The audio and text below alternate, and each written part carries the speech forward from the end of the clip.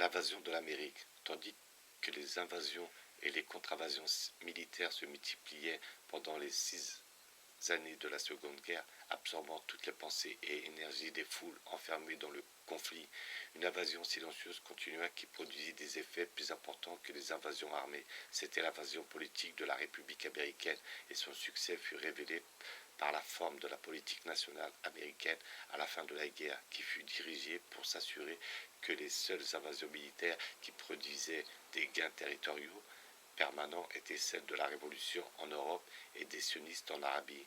Examiné historiquement, on peut maintenant voir que l'accomplissement de M. Roosevelt fut triple et sur chaque point périlleux pour l'avenir de son pays.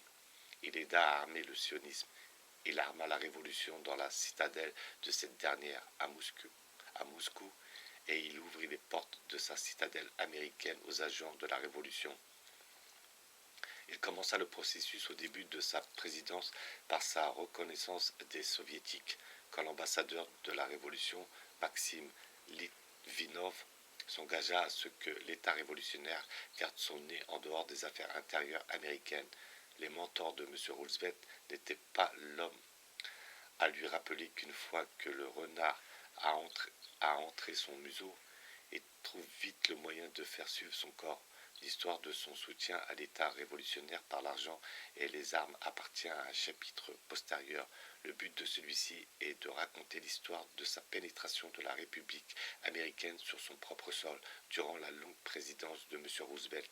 M. Roosevelt commença par détruire les barrières contre l'immigration incontrôlée que les congrès juste avant lui s'étaient efforcés de mettre en place parce qu'il y voyait le danger de la capture de l'administration américaine par un groupe étranger. Sous certains des décrets de M. Roosevelt, la surveillance de l'immigration fut grandement affaiblie.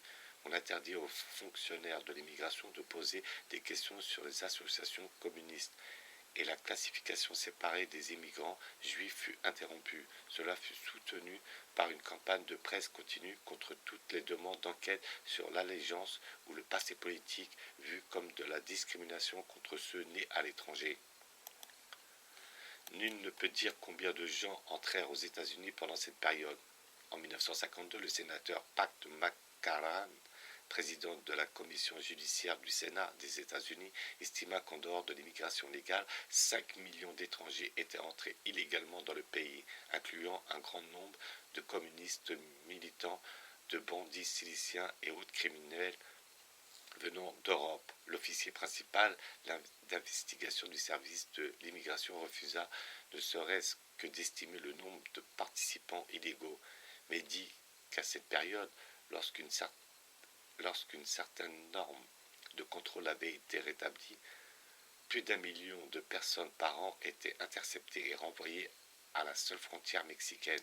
On interdit aux autorités de la sécurité sociale qui fournissait les cartes nécessaires à l'obtention d'un emploi, de donner toute information sur les demandeurs aux autorités de l'immigration ou de la police.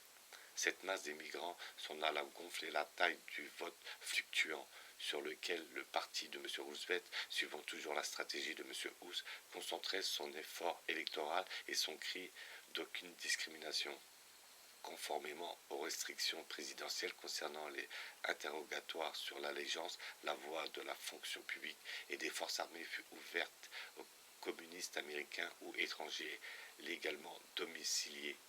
Les résultats auxquels cela mena furent montrés en partie par les nombreuses révélations de la période de l'après-guerre, dont la littérature remplirait une encyclopédie de nombreux volumes. Tout l'Occident fut aussi impliqué, comme les révélations canadiennes, britanniques et australiennes le montrèrent le moment en leur temps. Et la chose significative est que l'exception canadienne, aucune enquête gouvernementale ne mena jamais à ces révélations partielles, qui furent toujours l'œuvre de contestations privées entêtées. Une authentique action réparatrice ne fut jamais entreprise non plus. Si bien que la situation provoquée pendant les années 1930 et 1940 continue aujourd'hui sans beaucoup de changements, source de faiblesse grave pour l'Occident dans toute nouvelle guerre. Le renouvellement de l'immigration à grande échelle constituait l'arrière-plan de l'invasion politique de la République. C'était un mouvement triple qui visait à la capture des 3 points essentiels aux défenses d'un État, la politique nationale au niveau supérieur, les fonctions publiques au niveau moyen et l'opinion publique, ou l'esprit de masse à la base. On a déjà montré la manière dont le contrôle des actions de la politique nationale fut atteint par le biais des postes de conseil qui firent partie de la vie politique américaine après 1913. Cette partie du processus ayant précédé les autres, les méthodes utilisées pour essayer de capturer les services du gouvernement seront discutées plus tard dans ce chapitre. Dans ce qui suit immédiatement, la capture de l'esprit de masse en Amérique via le contrôle de l'information diffusée sera décrite. Elle était indispensable aux deux autres forces de propulsion. Cette forme d'invasion politique est qualifiée par le Dr Weizmann, qui l'étudia de façon exhaustive dans sa jeunesse quand il se préparait en Russie pour l'œuvre de sa vie en Occident, la technique de propagande et l'approche des masses. L'opération ainsi décrite peut maintenant être étudiée dans ses applications réelles. Bien plus haut dans ce livre, on invite le lecteur à noter que le B'nai B'rith avait créé une branche. Le B'nai B'rith, jusque-là, pouvait être comparé à des groupes d'autres affiliations religieuses, telles que la Young Men's Christian Association ou les Knights of Columbus. Ses objectifs déclarés étaient l'aide aux pauvres, malades et orphelins de père et les bonnes actions en général. La petite ramification de 1913, l'Anti-Déformation League, était en 1947 devenue une police secrète au pouvoir formidable en Amérique. En double langage, anti-diffamation signifie diffamation. Et ce groupe vivait par la calomnie en utilisant des termes tels que qu'antisémite, fasciste, agitateur, persécuteur de juifs, oppresseur de rouges, paranoïaque, dément, fou, réactionnaire, conservateur, fanatique, ainsi de suite. Telle est la méthode du sionisme. Le vocabulaire est fixé et peut être suivi à la trace jusqu'aux attaques contre Barruel, Robinson et Morse après la Révolution française. La vraie nature de l'allégeance de n'importe quel auteur ou journal peut être détectée en faisant le compte du nombre de fois où ces mots à la signature reconnaissable sont utilisés. L'accomplissement de cette organisation, habituellement connue comme ADL, fut d'en faire des mots fétiches par la répétition, si bien que les politiciens de parti s'empressent de nier être une seule de ces choses. Sous ce régime, le débat raisonné est devenu hors la loi. Il y a quelque chose de l'ordre de la sorcellerie dans cette subjugation de deux générations d'hommes occidentaux par le charabia des conspirateurs. Quand l'ADL est née en 1913, elle n'avait qu'une officine dans le bureau du B'nai B'rith par an et un budget minuscule. En 1933, M. Bernard J. Brown écrivit, ouvrez les guillemets, par l'intervention de l'ADL, nous avons réussi à museler la presse non juive au point que les journaux en Amérique s'abstiennent de faire remarquer que toute personne mentionne non favorablement est un juif.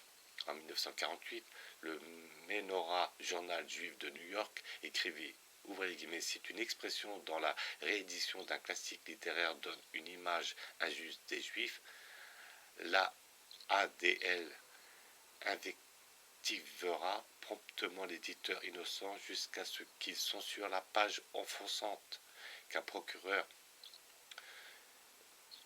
de films innocents incorporés en prototype juif, même inoffensif dans son film, et l'agitation d'un soulevé de l'ADL le fera regretter d'avoir jamais entendu parler des juifs. Mais quand les juifs subissent une subtile propagande destinée à leur faire accepter la doctrine communiste, ADL reste silencieuse, aucun mot, aucun avertissement, aucune allusion d'avertissement, encore moins d'exposition et de condamnation, bien qu'il y ait des hommes haut placés dans les conseils de l'organisation qui devraient savoir par leur propre expérience, comme les communistes s'infiltrent.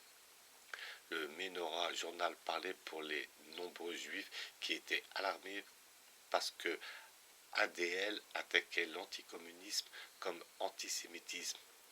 Ces citations montrent la croissance du pouvoir de l'ADL en 35 ans. Elle a imposé la loi d'hérésie sur le débat public en Amérique. On ne permet à aucune critique du sionisme ou du plan du gouvernement mondial de passer sans attaque virulente. La critique du communisme n'est tolérée que dans la compréhension tacite des chevaliers de Colombe. Dans les faits, bien que pas dans la forme, la police secrète dans les pays où l'institution est d'origine, la Gestapo d'Hitler fut copiée sur le modèle asiatique qui avait une tradition vieille d'un siècle en Russie et en Turquie, a tout le pouvoir et les ressources de l'État derrière elle. À vrai dire, elle est l'État. En Amérique, le sionisme construisit le noyau d'une police secrète presque aussi efficace de bien des manières que ces prototypes-là. Elle ne pouvait devenir aussi efficace qu'en obtenant le plein contrôle des ressources de l'État, y compris le pouvoir d'arrestation et d'emprisonnement, et d'après moi, c'est le but suprême.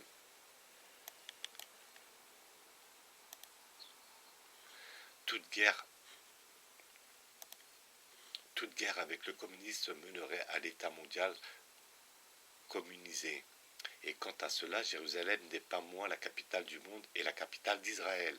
Le maire sioniste de Jérusalem, 1952. L'Amérique possède aujourd'hui quelques auteurs survivants qui se battent pour un débat et des commentaires indépendants et discuteront de n'importe quelle question publique à la lumière de la politique et de l'intérêt américain traditionnel, sauf du sionisme, que pratiquement aucun d'entre eux n'acceptera d'effleurer. J'ai discuté avec 4 des principaux écrivains qui tous ont donné la même réponse. On ne pouvait pas le faire. Les auteurs employés perdraient leur poste. S'ils en faisaient la tentative, les indépendants ne trouveraient aucun éditeur pour leurs livres parce que aucune critique ne les mentionnerait autrement que par des épithètes énumérées plus haut. ADL, avec ce démarrage modeste en 1913, avait un budget en 1948 de 3 millions de dollars. Ce n'est qu'une organisation parmi plusieurs organisations juives sionistes poursuivent les buts sionistes en Amérique et à un niveau de dépenses semblable. Le Menorah Journal discutant de l'hystérie de l'anti-diffamation dit le combat contre l'antisémitisme s'est développé en une grande entreprise au budget annuel atteignant des millions de dollars et dit que l'objectif était de continuer à battre le tambour antisémite et de ficher la frousse aux donateurs éventuels afin de lever des fonds. Il mentionna certaines des méthodes utilisées, du pur chantage en fer. Si vous ne pouvez pas vous permettre de donner 10 000 dollars à cette cause, vous pouvez emporter vos affaires ailleurs. Il dit que les juifs américains étaient poussés à un état d'hystérie collective par leurs soi-disant défenseurs. Le Menorah Journal attira aussi l'attention sur la falsification des nouvelles par des agences d'information juives subventionnées par les grandes organisations.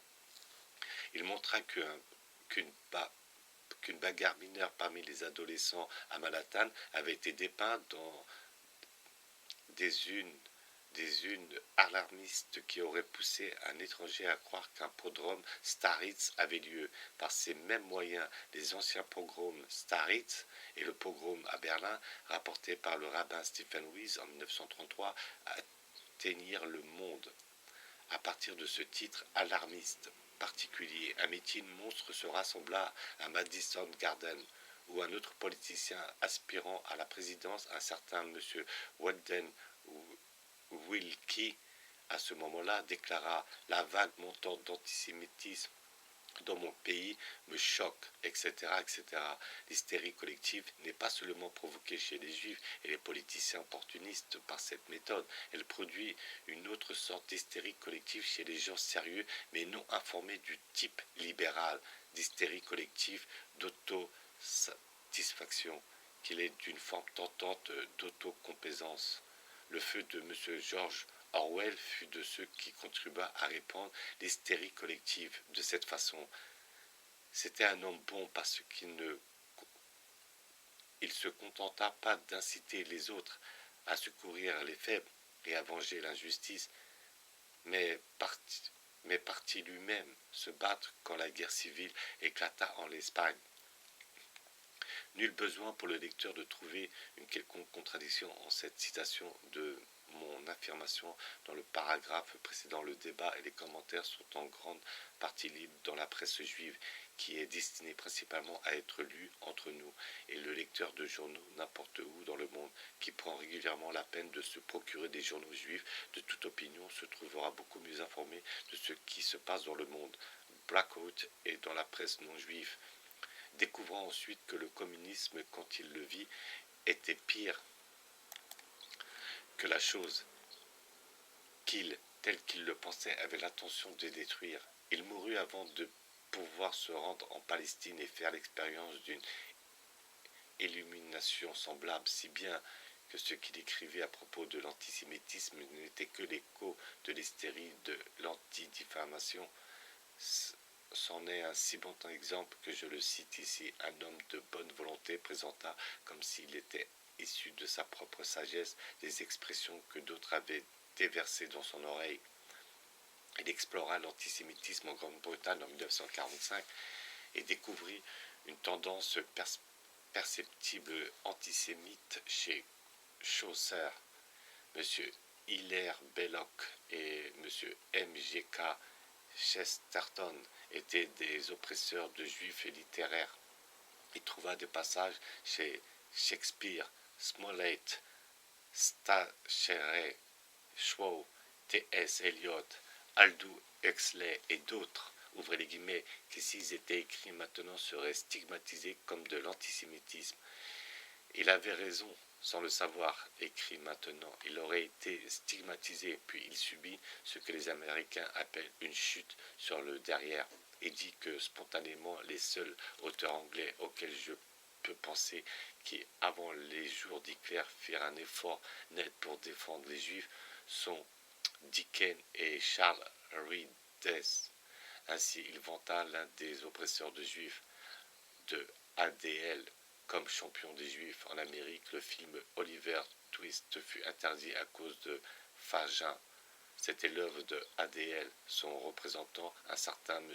Arnold Foster, annonça, ouvrez les guillemets, les distributeurs de films américains ont refusé d'être impliqués dans la distribution et la présentation du film au cinéma après que ADL et d'autres ont exprimé la crainte que le film était nuisible. L'organisation Rank a retiré le film aux États-Unis.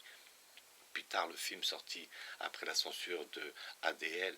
72 coupures furent faites sur son ordre et un prologue fut ajouté assurant les spectateurs qu'ils pourraient l'accepter comme une transposition de Dickens au cinéma sans intention antisémite. Dans Berlin occupé, l'interdiction ADL fut définitive. Les autorités britanniques ordonnèrent que Dickens soit retiré au regard allemand. J'étais en Amérique à ce moment-là et je vis ainsi l'accomplissement d'une prédication faite dans un livre de 1943 où j'écrivais au rythme où allait la censure secrète. Chaucer, Shakespeare et Dickens seraient diffamés un jour comme antisémites. Je pensais forcer la probabilité afin de donner du poids à mon affirmation, mais cela se produisit dans les trois cas. On ordonna à un acteur de Shakespearien en visite à New York de ne pas jouer Le Marchand de Venise. Dickens fut interdit et les diffamateurs mirent Chaucer sur liste noire. Une organisation privée qui peut produire de tels résultats est manifestement puissante. Il n'y a rien de comparable dans le monde. M. Vincent Sheehan écrivit en 1949, ouvrez les guillemets, il n'y a guère de voix aux États-Unis qui osent s'élever pour les droits, n'importe quel droit. Des Arabes, toute critique légère du haut commandement sioniste est immédiatement étiquetée comme antisémite. Madame Dorothy Thompson, dont la photo et les articles étaient à cette époque publiés quotidiennement dans certaines de journaux, protesta de la même façon. La popularité de M. Sheehan auprès des critiques littéraires s'effondra immédiatement. On voit rarement le portrait et les écrits de Mademoiselle Thompson dans la presse américaine aujourd'hui. Comme l'oracle fonctionne-t-il? Par quels moyens l'Amérique et tout l'Occident ont-ils été amenés au point qu'aucun homme public n'aspire au pouvoir ou qu'aucun éditeur ne se sent en sécurité à son bureau avant d'avoir étendu sa natte de prière? et d'être prosterné devant Sion, le sionisme maudit. Comme les présidents et les premiers ministres ont-ils été amenés à rivaliser pour l'approbation de cette faction, comme des demoiselles d'honneur pour le bouquet de la jeune mariée. Pourquoi des hommes majeurs se donnent-ils la peine de parader à des banquets pour Sion à 100 $ le plat, ou d'être rassemblés en troupeau sur les tribunes sionistes pour recevoir des plaques pour les services rendus? Le pouvoir de l'argent et de la perspective des votes sont manifestement des appâts puissants, mais selon mon jugement, loin l'arme la plus forte est ce pouvoir du contrôle de l'information diffusée, mais mettre l'accent sur ce que veut une faction et en exclure tout ce que la faction n'aime pas, et ainsi être capable de donner à toute personne choisie une bonne ou une mauvaise presse. C'est en fait le contrôle de la foule. En langage d'aujourd'hui, c'est la technique de propagande et l'approche des masses, tel que le dit le Dr Weisman, mais c'est un art asiatique ancien qui fut décrit lors d'une occasion célèbre par saint Matthieu et saint Marc. Ouvrez les guillemets, les principaux sacrificateurs et les anciens persuadèrent les foules. Les principaux sacrificateurs excitèrent le peuple. En 40 ans, ADL perfectionna une machine à persuader les foules. C'est une méthode de contrôle de la pensée dont la masse soumise est ignorante et sa capacité à détruire quiconque proteste est grande. L'un des premiers à être politiquement détruit fut le chef de la commission du Congrès chargé de surveiller la sédition, la commission sur les activités anti-américaines. Les protocoles de 1905 prédirent que l'on ne permettrait pas aux États-nations de combattre la sédition en la traitant comme un crime.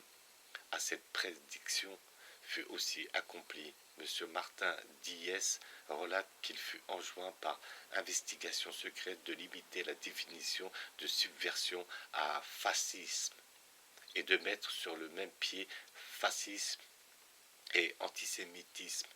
La subversion, si ces perturbateurs avaient pu soumettre Diès, serait devenue toutes sortes de résistance aux principes destructeurs et non le renversement de l'État-nation. Il refusa de plier, mais fut chassé de la vie politique par la diffamation. ADL et le comité juif américain se mit en devoir de rendre les Américains conscients de l'antisémitisme. Elle informa les Juifs que les 25 Américains sur 100 sont infectés par l'antisémitisme et que 50 autres pourraient développer la maladie avant 1945. Elle effectuait un programme éducatif très puissant conçu pour atteindre chaque homme, femme et enfant en Amérique par la presse, la radio, la publicité, les magazines de bande dessinée, d'enfants et des livres scolaires, les cours, les films, les églises et les syndicats. Ce programme incluait 219 émissions par jour, publicité pleine page dans 397 journaux, affiches publicitaires dans 130 villes et persuasion subtilement incorporées dans les imprimés sur buvard, les couvertures de boîtes d'allumettes et les enveloppes, toute la presse nationale, 1900 quotidiens au tirage de 43 millions d'exemplaires et provincial, les journaux noirs de la langue étrangère et travaillistes étaient approvisionnés avec ces matériaux et les utilisaient sous forme d'informations, d'articles généraux, de dessins humoristiques et de bandes dessinées. De plus, ADL distribuera en 1945 plus de 330 000 exemplaires de livres importants porteurs de notre message aux bibliothèques et aux autres institutions, fournir à des auteurs des idées complètes et pertinentes et diffusa 9 millions de brochures toutes façonnées pour être adaptées au public auquel elles sont adressées. Elle constata que les magazines de bande dessinée étaient une façon particulièrement efficace d'atteindre les esprits des jeunes, des soldats, des marins et des aviateurs, et mit en circulation des milliers d'exemplaires de propagande sous cette forme. Son organisation était constituée d'un siège national, de comités de relations publiques dans 150 villes, de 11 bureaux régionaux et de 2000 hommes clés dans 1000 villes. Le nom du groupe qui fournit cette masse de matériel subjectif n'atteignit jamais le public. Pendant les années 1940, le système d'auteurs d'agences à New York ou de Washington enveloppait toute la presse américaine. La colonne d'un tel auteur peut apparaître dans 1000 journaux chaque jour. Les éditeurs apprécient ce système qui leur économise le coût d'employer leurs propres auteurs pour son bas prix, par le biais de quelques douzaines d'auteurs comme ceux-ci. Tout le flot d'informations peut être teinté à sa source. La méthode prédite dans les protocoles. Par tous ces moyens, une génération a été élevée en Amérique et cela s'applique également en Angleterre et par la suite en Europe. Dans l'absence d'informations authentiques et de commentaires indépendants sur la nature du sionisme, sa connexion originale avec le communisme, l'infectation des administrations et de la capture des administrateurs, et la relation de tout cela avec le projet ultime du gouvernement mondial. L'opposition à ce contrôle rampant était forte au début et fut progressivement écrasée pendant 2 décennies. J'ai donné des exemples en Angleterre par diverses méthodes, y compris l'achat de journaux, mais principalement par une pression ininterrompue et organisée, persuasive ou menaçante.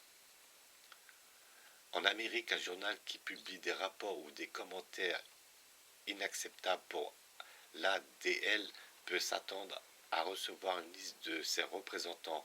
Les menaces de retrait de la publicité sont fréquemment faites. Le groupe d'auteurs, d'agences, se joint à l'attaque contre n'importe quel auteur ou journaliste individuel qui devient gênant. Beaucoup de commentateurs américains ont été exclus de l'antenne ou des listes des éditeurs de cette façon. Un exemple illustratif. Le Chicago Tribune, en 1950, rapporta l'opinion d'un haut fonctionnaire du département d'État comme quoi les États-Unis étaient gouvernés par un gouvernement secret composé de 3 membres du cercle de feu de M. Roosevelt, de M. Henry Montagu Jr., le juge Félix Frankfurter et le sénateur Herbert Lehman. Le mot juif n'était pas utilisé. L'article exprimait l'avis d'un haut fonctionnaire sur un sujet considéré par lui comme étant d'une grande importance nationale. Cet article souleva beaucoup d'agitation dans la presse sioniste et juive du monde entier. Peu de journaux non juifs y prêtèrent attention. La raison en était évidente. J'étais en Afrique du Sud, mais je devinais ce qui suivrait. Et quand je me rendis ensuite en Amérique, j'appris que j'avais raison. La tour de tribune de Chicago était assiégée de demandes péremptoires d'excuses par l'ADL. À cette occasion particulière, aucune excuse n'eut lieu. Le journal était à cette période un survivant solitaire de l'époque des reportages et commentaires indépendants. Un détail piquant, l'auteur de cet article antisémite s'était intéressé peu avant à des efforts pour obtenir la mise en liberté conditionnelle d'un juif emprisonné à vie pour meurtre, sur le motif qu'on pouvait raisonnablement considérer que l'expiation avait été accomplie. Mais les chiffres concernant les dépenses, le personnel et les activités mentionnées plus haut ne donnent aucune véritable idée du pouvoir et de l'omniprésence de l'ADL. Moi-même, je n'aurais pas cru, avant de le voir, qu'un groupe d'une telle force pourrait fonctionner de façon quasi invisible dans un État toujours théoriquement dirigé par le président et le Congrès. Il est clair que de nombreux bureaux et sous-bureaux ne sont que les centres d'un réseau d'agences et de sous-agences, car son œil voit tout, comme celui du NVD en Russie captive ou de la Gestapo en Allemagne autrefois, comme je pus le découvrir par mon expérience personnelle. Je suis quelqu'un d'assez peu connu, et quand je me rendis en Amérique en 1949, j'y étais presque inconnu du public. La publication de la plupart de mes livres ayant été empêchée par des méthodes décrites plus haut, je constatais que l'ADL, tel un faucon, m'observait depuis mon arrivée, et de là, j'en déduisais son étendue et sa vigilance immense. Je n'avais pas soupçonné qu'elle scrutait chaque toit et chaque moineau dessus. Une connaissance américaine qui avait lu certains de mes livres me présenta à un collègue qui exprima son plaisir à rencontrer leur auteur. Cet homme me demanda de dîner avec lui et un ami, qu'il présenta comme mon cousin. Le cousin était un type amusant. J'appris une année plus tard qu'il était le chef du bureau de New York de l'ADL et le véritable organisateur de ce petit dîner. Ce dernier eut lieu quelques jours après mon atterrissage et par la suite ADL sut chacun de mes mouvements. Ils étaient au courant pour le livre que j'écrivais, et quand il fut prêt pour la publication, le cousin adressa à l'éditeur américain d'un de mes livres précédents une requête ciblée pour savoir s'il envisageait de publier celui-ci comme la discrétion. Il répondit que non. 3 ans plus tard, en 1952, quand ce livre parut en Angleterre, le magazine de la Légion américaine à Hollywood en publia environ 500 mots. L'ADL exigea immédiatement une rétractation du commandement de la Légion à Hollywood, qui mentionnait l'éditeur du magazine. Aucune inexactitude n'était prétextée. La députation qualifia juste le livre d'antisémite. L'éditeur refusa de se rétracter à moins qu'une déclaration fausse ou autre raison valable ne fût prouvée et démissionna quand le commandant l'ignora, publia les excuses familières devant la menace que tous les Juifs boycotteraient le Hollywood Stadium qui était dirigé par la Légion. L'éditeur, en partant, dit que cela prouvait la vérité de ce qui était exposé dans ce livre. Les excuses ne servirent à rien au commandant, car l'américain Broadcasting Company Nationale, qui télévisait les événements de la Légion au Stadium, avait immédiatement annoncé qu'elle terminerait son contrat avec la Légion et téléviserait des événements rivaux. Le commandement dit d'un air piteux que cela est un véritable choc pour moi. Lors de ma visite suivante en Amérique en 1951, une autre connaissance qui pensait que mes livres étaient instructifs et voulait que j'écrive pour des journaux américains refusa de croire ce qu'il lui disait. Il dit qu'il était sûr qu'une certaine publication accueillerait un de mes articles sur un sujet hors d'actualité par le sionisme et écrivit à son éditeur. On lui dit, à son étonnement, que la publication de quoi que ce soit venant de moi était verboten, et quand il suggéra une publication à titre anonyme, on l'informa que cela ne servirait à rien. Ouvrez les guillemets. Il y a probablement un représentant de l'ADL sur notre registre du personnel. Je possède cette lettre. Une autre connaissance, le chef d'une grande entreprise de librairie, ordonna à son bureau de se procurer l'un de mes livres au Canada. On lui dit que le grossiste de Toronto avait rapporté une impossibilité de livraison. Je fis une requête et appris qu'aucune commande n'était arrivée à Toronto. Ma connaissance enquêta alors et ne put découvrir qui, dans son propre bureau, avait intercepté la commande, me disant que maintenant il se rendait compte que mes livres étaient à l'index. Le lecteur a juste besoin de multiplier ces quelques exemples de l'expérience personnelle qu'un seul homme pour voir l'effet sur la totalité de l'information fournie au public. Les peuples des États-nations occidentaux sont privés d'informations sur les questions qui affectent de la façon la plus vitale leur présent et leur futur, par une presse qui leur dit constamment est la plus libre au monde. Une autre méthode utilisée par l'ADL pour maintenir les juifs dans l'hystérie collective et les non-juifs dans un état d'illusion est celle de l'argent provocateur. Le faux antisémite, le cousin mentionné plus haut, est un exemple. Une partie de cette méthode est la distribution de documents exposant tout le complot mondial et habituellement attribué à une assemblée de rabbins invérifiables, le chercheur sérieux de la véritable entreprise talmudique qui peut être documentée d'après des sources talmudiques authentiques reconnaît immédiatement ses fabrications. Un admirateur m'envoya un jour un de ces documents trouvé, dit-il, dans un tiroir secret d'un vieux bureau de famille qui ne pouvait pas avoir été ouvert depuis 100 ans. Je fais examiner le papier et je demandai ensuite à mon correspondant de me dire comment son arrière-grand-père mort depuis longtemps s'était arrangé pour obtenir un papier fabriqué dans les années 1940. La correspondance s'arrêtait là. Un exemple de l'emploi du faux.